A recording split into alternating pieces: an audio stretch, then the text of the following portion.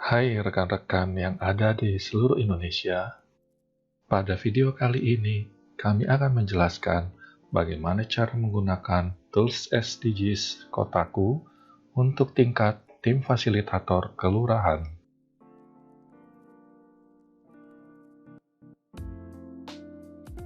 Proses yang harus dilakukan oleh tim fasilitator dalam penggunaan tools SDGs ini adalah sebagai berikut.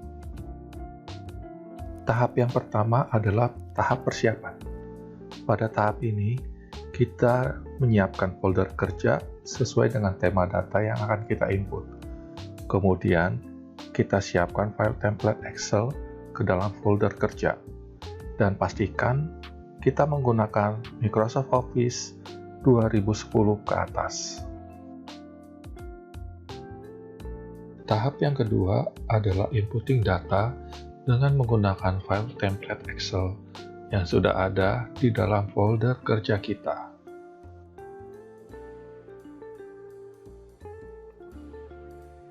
Dan tahap yang terakhir adalah mengirimkan data hasil input tersebut kepada tim Korkot dan Askot mandiri.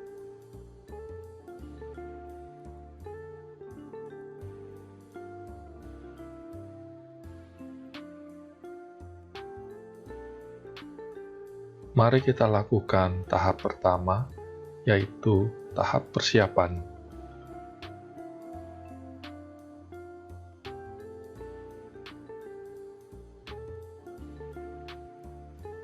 Pertama-tama, kita aktifkan dulu file Explorer dari Windows kita. Lalu kita pilih drive yang akan kita tempatkan folder SDGs. Kita berikan nama folder dengan SDGs sesuai dengan tema data kita. Lalu kita masuk ke dalamnya. Pastikan di dalam folder ini berisi file template SDGs.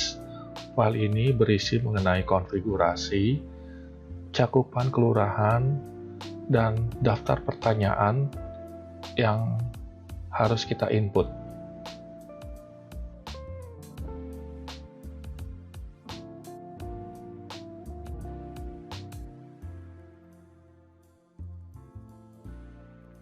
Tahap yang berikutnya adalah tahap inputting data.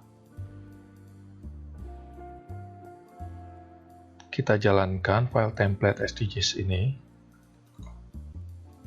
Kita tunggu sebentar. Jika ada pertanyaan seperti ini, security warning, kita enable content. Berikut ini tampilan awal dari file template SDGs. Kita perhatikan di bagian bawah. Pada file ini dilengkapi dengan daftar pertanyaan, dilengkapi juga dengan petunjuk entry. Nanti silakan rekan-rekan membaca petunjuk entry dan daftar pertanyaan. Untuk kali ini kita akan membuat file template dari sebuah kelurahan. Pertama-tama kita bersihkan dulu lembar kerja supaya kita yakin bahwa lembar kerja yang akan kita buat template sudah bersih. Kita jawab oke. Lembar kerja sudah dibersihkan. Silakan mulai dari awal, oke. Lalu kita klik tombol pilih di sini. Kita pilih provinsi. Saya akan berikan contoh. Provinsi Bali. Kita akan diminta untuk mengisi kabupaten kotanya.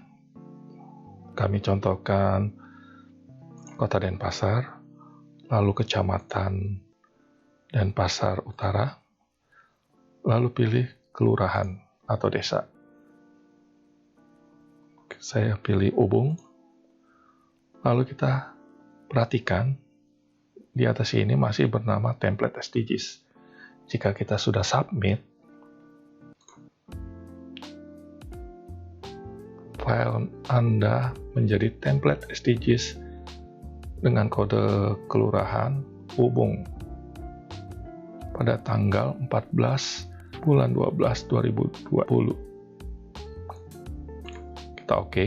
Nah, seperti ini akan terisi dan nama filenya otomatis akan berubah menjadi Kelurahan Ubung. Sebagai gambaran untuk rekan-rekan, kita lihat ke folder data kita, akan terbentuk satu file Kelurahan Ubung. Jadi file template ini akan create sesuai dengan isian yang ada di form tadi. Dan kita ke depannya akan mengisi di file template nama kelurahan tersebut. Baik, langkah selanjutnya kita akan mengisi data. Di sini pertanyaan yang pertama adalah mengenai basis, kode basis. Saya coba dengan kode basis yang random. Kita coba, dia akan memberikan pesan kesalahan, penulisan RT dan RW sesuai dengan ketentuan. Seperti itu. Jadi kita harus mengikuti tata cara pengisiannya yang benar. Kita coba isi kode basis RT 001 dengan RW 001. Kemudian nanti ada tanda merah di sini. Ini wajib diisi. Sumber Perka BPS nomor 37. Ada perdesaan atau perkotaan. Kita contohkan perkotaan. Lalu kita geser kembali ke sebelah kanan. Pertanyaan berikutnya adalah nomor urut. Di sini ada keterangan isi dengan angka dan minimal angka 2 digit.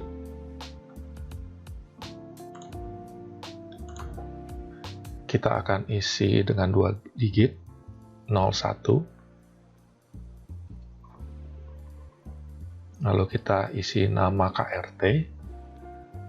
Kita contohkan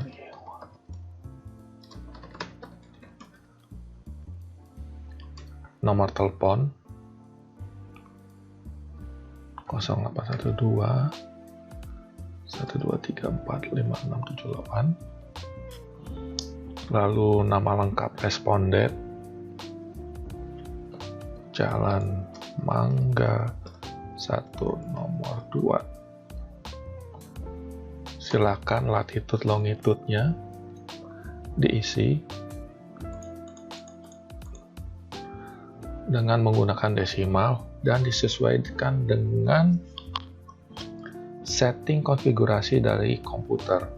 Apakah dia konfigurasi ke IN Inggris atau ke Indonesia ke ID. Berhubung komputer saya settingan regionalnya ke Indonesia, jadinya saya menggunakan koma.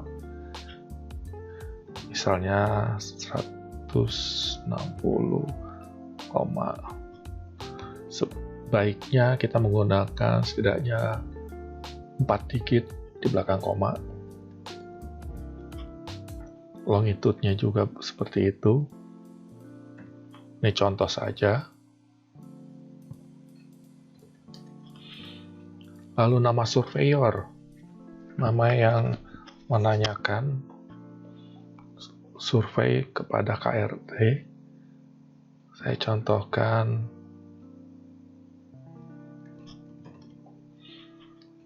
isian yang berikutnya adalah tanggal pendataan kepada KRT yang dilakukan oleh surveyor.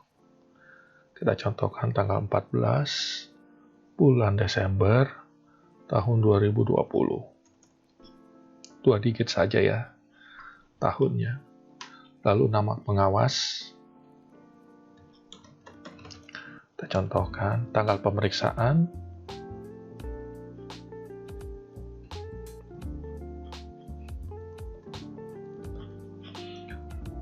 Jumlah jiwa anggota keluarga responden. Jadinya ini satu KRT bisa memiliki banyak jiwa. Kita contohkan ada 4 jiwa. Luas lantai bangunan kita input dengan unit meter persegi. 72 meter persegi. Atap terluas kita pilih. Ada benton, genteng, asbes, seng, bambu, kayu atau sirap, jerami atau ijuk atau daun-daunan atau rubia dan lainnya. Di sini atap terluas menggunakan genteng kita pilih. Kita geser lagi sebelah kanan. Jadi di sini jika kita mengisi genteng, kita tidak perlu mengisi yang atap terluas lainnya. Atap terluas lainnya akan wajib diisi, harus diisi jika diisi dengan pilihan lainnya. Berhubung kita memilih genteng, maka kita tidak diwajibkan mengisi atap terluas lainnya. Dinding terluas kita tinggal pilih kembali. Ada tembok, plesteran, anyaman bambu atau kawat, kayu atau papan, anyaman bambu, batang kayu, bambu, dan lainnya. Saya bahas kembali lagi lainnya. Jika kita pilih lainnya, maka dinding terluas lainnya harus diisi. Nah, kita akan memilih dinding terluas. Kita contohkan dengan tembok. Kita geser lagi. Ada pertanyaan, lantai terluas. Lantai terluas di sini kita juga tinggal memilih. Lantai terluas, marmer atau granit, keramik, parket atau vinil atau karpet, ubin atau tegel atau teraso, kayu atau papan, semen atau bata merah, bambu, tanah, atau lainnya. Kalau jika kita mengisi lainnya, maka pada kolom AC, yaitu lantai terluas lainnya, harus diisi. Kita akan memilih lantai terluas ubin. Dan berikutnya ditanyakan sumber air utama minum. Kita pilih air kemasan bermerek, air isi ulang, leding, sumur bor atau pompa, sumur terlindung, sumur tak terlindung, mata air terlindung, mata air tak terlindung. Ada beberapa air permukaan, air hujan, dan lainnya. Kembali lagi, jika isiannya lainnya, maka sumber air utama lainnya harus disebutkan. Baiklah, kita akan memilih sumur bor atau pompa.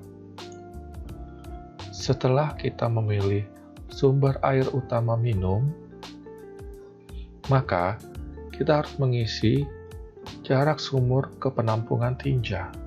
Di sini kita tinggal memilih pilihan yang ada, kurang dari 10 meter, lebih dan sama dengan 10 meter, atau tidak tahu. Kita akan pilih kurang dari 10 meter saja. Lalu pertanyaan berikutnya, sumber air masak atau mandi. Kita pilih, ada beberapa, isian, air kemasan bermerek, air isi ulang, leding, sumur bor atau pompa, sumur terlindungi, sumur tak terlindung, mata air terlindung, mata air tak terlindung, air permukaan, air hujan, dan lainnya. Kita akan memilih sumber air masak atau mandi dengan sumur bor atau pompa. Kita geser lagi ke kanan. Pertanyaan berikutnya adalah lokasi sumber air minum. Di sini ada peringatan, apabila lokasi sumber air di rumah atau kawasan dalam pagar rumah akan loncat langsung ke SDG 605A. Jadinya di sini akan diminta diisi. Kita akan coba. Kita pilih di rumah.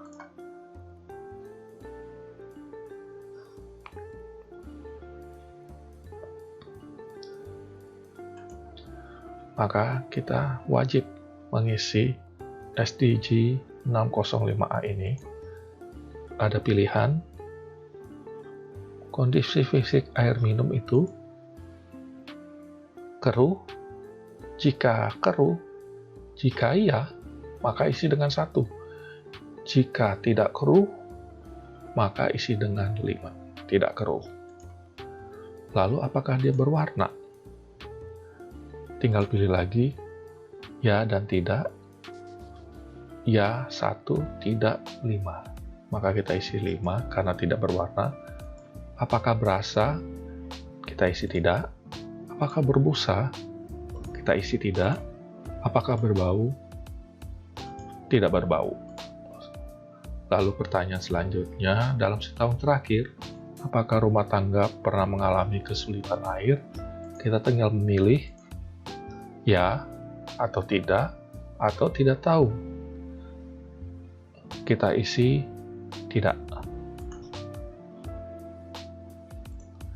Jika tidak, maka di sini untuk pertanyaan bulan rumah tangga sulit air tidak perlu diisi. Dia berwarna hitam. Oke, kita lanjut. Jika kita pilih adalah ya, maka ini wajib diisi semua. Berhubung jawaban kita tidak, maka loncat langsung ke pertanyaan berikutnya, yaitu fasilitas buang air besar dan siapa yang menggunakan. Kita pilih fasilitas BAB ada, digunakan hanya anggota rumah tangga sendiri, ada digunakan bersama dengan ART rumah tangga tertentu, ada di MCK umum, ada ART 3 menggunakan, atau tidak ada fasilitas. Jadi kita pilih ada digunakan hanya ART sendiri. Pertanyaan berikutnya harus diisi adalah jenis kloset. Kita tinggal memilih leher angsa, lengsengan dengan tutup, lengsengan tanpa tutup, atau cemplung atau cublu. Nah, kita pilih aja leher angsa. Lalu tempat pembuangan akhir tinjanya kita isi juga. Ada tangki septik, ipal, kolam sawah, sungai, danau laut, lubang tanah, pantai atau tanah lapang atau kebun atau lainnya. Kita pilih tangki septik. Pertanyaan berikutnya adalah berapa kali penyodotan? Diisi angka 1 sampai 5. 6 jika 6 kali atau lebih, 7 jika tidak pernah, 8 jika tidak tahu. Oke, di sini ada ketentuannya juga disertakan. 1 hanya boleh mengisi apabila tempat pembuangan akhir tinja tangki septik. Pilihan angka 1 sampai 5, lalu 6 jika lebih dari 6 kali, 7 jika tidak pernah, 8 jika tidak tahu. Jadinya kita contohkan bahwa lebih dari 6 kali. Seperti ini. Ini menghasilkan satu baris data dari surveyor dengan KRT tadi bernama Iwayan Mahardika. Setiap kali kita sudah mengisi data, jangan lupa untuk menyimpan, kita save, dan kita lanjutkan dengan isian yang berikutnya. Apabila kita ingin mengisi baris data yang selanjutnya, data-data wilayah, kode wilayah seperti provinsi, kabupaten, kota, kecamatan, dan kelurahan atau desa akan terisi secara otomatis. Kita contohkan pengisian baris data yang berikutnya, RT 001, RW 001 juga. Nah, di sini terlihat akan otomatis terisi kode wilayahnya.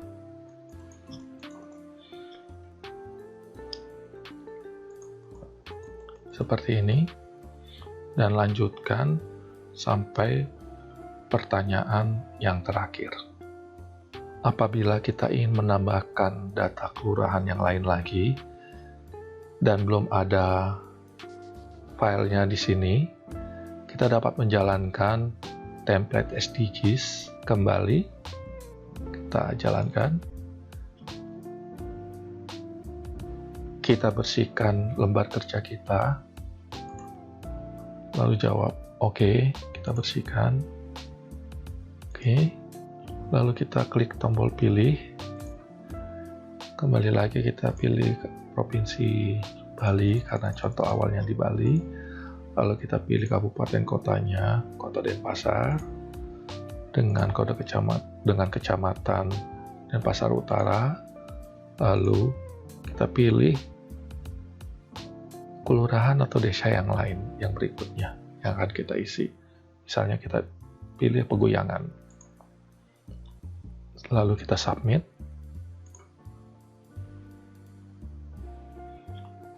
Oke, berhasil. Dan kita perhatikan nama filenya sudah menjadi kode kelurahan ditambah Pegoyangan dan tanggal 14 Desember 2020. Kemudian kita lanjutkan dengan mengisi data responden yang telah kita survei sesuai dengan file kelurahan yang ada.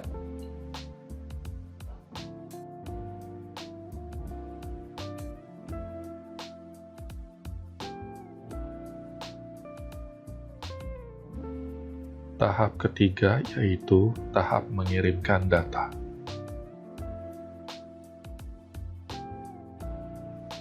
Kita aktifkan file explorer kita dan masuk ke dalam folder data SDGs kita. Kita blok file yang akan kita kirim ke tim Korkot. Kita blok, lalu kita klik sebelah kanan, pilih send to, dan pilih compressed. Kita akan membuat file zip. Kita klik, lalu kita bisa ganti namanya menjadi SDGs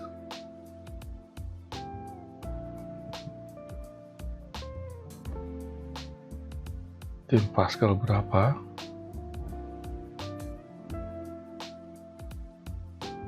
lalu tanggal kirim 2020 bulan Desember tanggal 17. Ini contoh. Ini dengan cara seperti ini akan memudahkan tim Korkot untuk mengidentifikasi file kiriman tersebut dan dikirimkan pada tanggal berapa. Setelah file zip ini terbentuk, file ini sudah siap untuk dikirimkan ke tim Korkot dan Ascot Mandiri.